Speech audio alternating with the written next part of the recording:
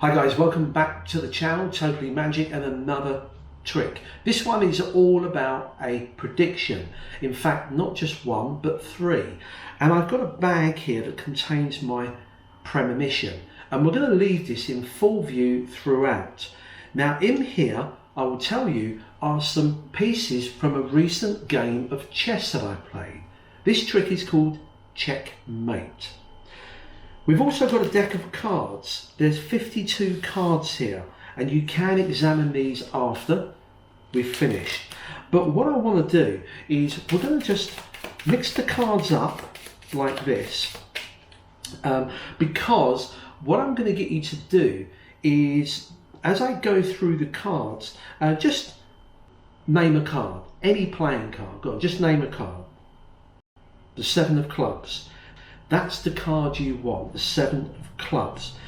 So basically you've named any playing card from a pack of 52. You had a choice of 52 cards. That is the one you named. You could have named any. As you can see, they are just a regular deck. Now the 7 of clubs is what you've named. Now we need a couple more cards as well. Now I leave it up to you. You can either take, well, let's say that, do you want to take the 2 cards that follow yours, yeah? Or maybe the 2 before it? What do you think? I tell you what, do you want to take one either side? It's entirely up to you. You want to take one either side, are you sure? Okay, we're going to remove those 3 cards. Now, I couldn't have known that, and you certainly couldn't have known before we started these that these are the 3 cards you would end up with. But it's not these faces, the Jack, the 7, the 10, that we're really interested in. You see, on the backs of all of these cards, I've written the names of chess pieces. Now, some of you may be familiar with these. We got a queen, a bishop, castle, a pawn, a king, bishop, pawn, and you'll see we've even got some of the terminology that chess players hate. The horse. They refer to it as the knight, but I call it the horse. It looks like a horse. And you'll also notice that we've written the colours. If it's a B, it means it's the black piece, and if there's a W, then it's the white piece. And every card in here has a different chess piece written on there. Now you could have named any of these cards in the pack. It was an absolute free choice. 52 cards, you named this one, which happens to have the white king piece. What else have we got? You've got a knight, or if you prefer, the horse, and the rook, or I used to call it the castle.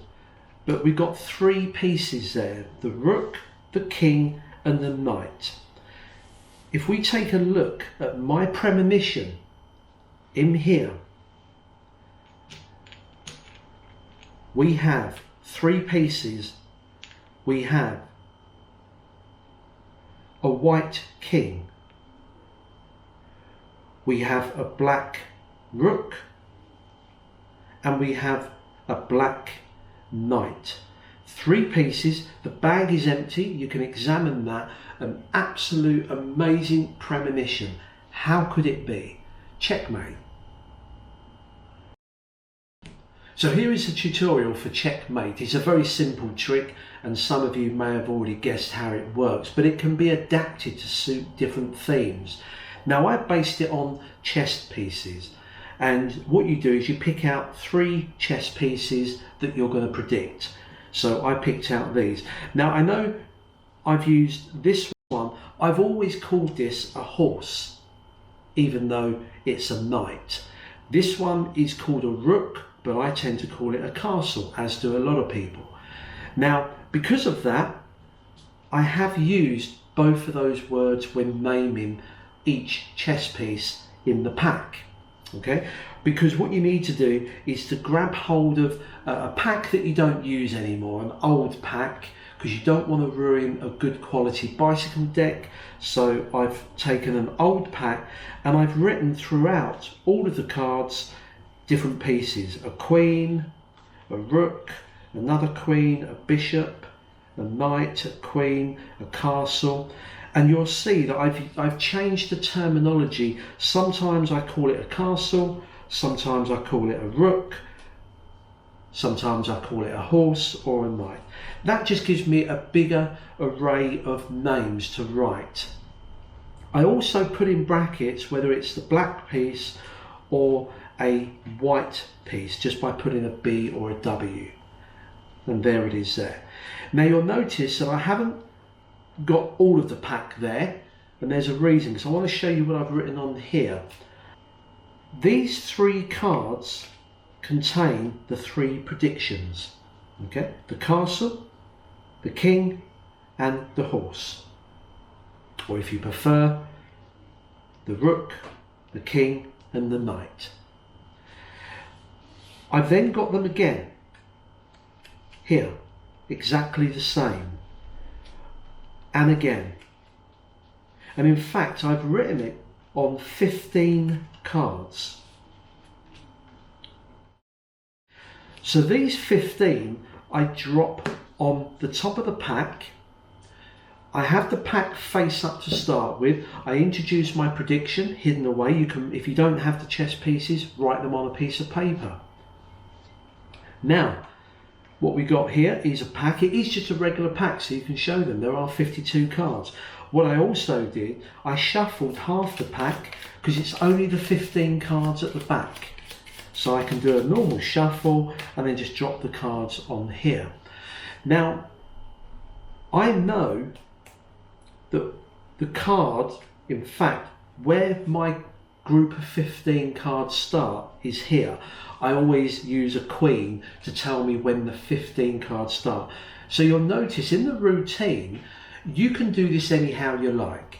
You can either get someone to pick a card like this. I like to ask them to call out a card. Now there's a nice subtlety here, because as I push the cards across, I say I'm going to get you to name a card. By the time I got to this, I start spreading these cards, just these 15. Trust me, every time I've done this over the years, they will always call out what they see. The Ace of Hearts, see, for example. Now, what this does, by asking them not to take a card, but to call out a card, they believe they had the choice of 52 cards. Okay, so bear that in mind. It's a great way of subtlety in getting people to think they had a free choice of all the cards, when in fact they were only choosing from one of the 15. Okay, so just practice timing this. They call it out, yes, Ace of Hearts, and you put that like that. Now this next part is quite clever because they get a choice, and this again enhances the power of the effect. There's the card they chose, and you say to them, we need another 2 cards. Maybe the 2 cards before it. Yeah, do you want those, or do you want the 2 cards after it? Because of the stack sequence of those 15 cards, it makes no difference whether they take their card and the 2 cards below, or their card and the 2 cards above, or even one either side. So you can see just how powerful this is in giving them a free choice. Let's say they take the 2 cards above. Okay, you gather the cards up, you turn them over, and you can now show them the cards. It doesn't matter if you come across your false cards, just go through some of them, but you've convinced them, one, they had a choice of any card. They could have named any card. They didn't physically take it. They then had a choice of cards around it. So when you turn these over and you have the black horse, you have the rook, and you have the king, it looks as though you've done a triple prediction. And I think that's a pretty good effect. Now, if you don't want to do the chess theme, think of 3 other things you can predict. It could be you've got 3, I suppose 3 numbers that you've predicted, or some lottery numbers, or maybe 3 football teams, something like that. I'm sure you'll come up with another idea, but I quite like the chess one.